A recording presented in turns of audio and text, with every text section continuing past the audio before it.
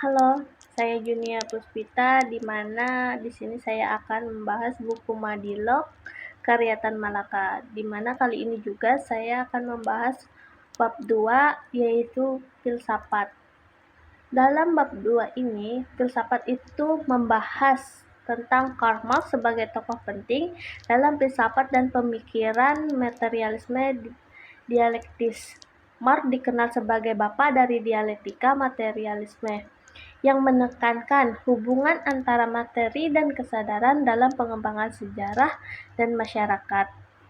Namun, ada salah satu karya terpenting Marx adalah Das Kapital yang mengkaji struktur kapitalisme, eksploitasi, dan dinamika ekonomi yang sekarang meneruskannya adalah Engels.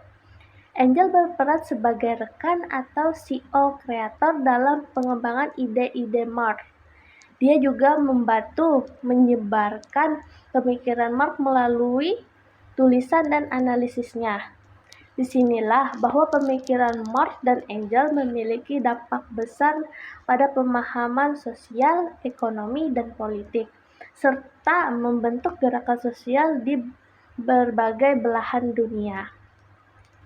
Engels mempunyai pandangan mengenai materialisme dan idealisme serta perbedaan dari keduanya.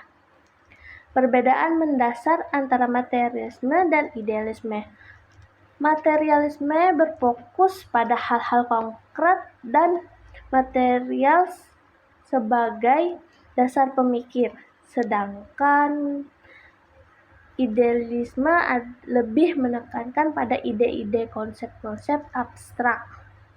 Engels memiliki pandangan mengenai pemahaman materialisme, analogi tentang air, untuk menunjukkan cara pandangan materialisme terhadap benda-benda dan substansi. Engels menekankan bahwa pemahaman yang dangkal tidak cukup untuk menangkap kompleksitas realitas, bahkan ada penekanan pada bagaimana Marx mengembangkan pemikiran Hegel. Tetapi dengan pendekatan materialis menjadikannya lebih relevan untuk menganalisis realitas sosial dan ekonomi saat itu. Hegel menciptakan konsep absolute ide sebagai puncak dari proses dialektik yang mencakup pemahaman realitas secara keseluruhan dan menyentuh bagaimana ide-ide Hegel berpengaruh yang mencakup pemahaman realitas secara keseluruhan. Juga menyentuh bagaimana ide-ide Hegel berpengaruh dan memahami masyarakat dan sejarah.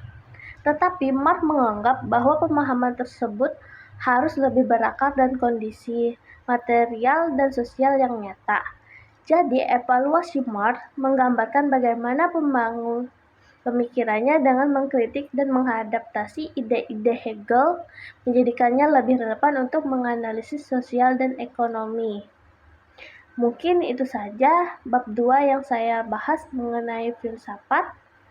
Jika ada kesalahan, saya meminta maaf dan terima kasih.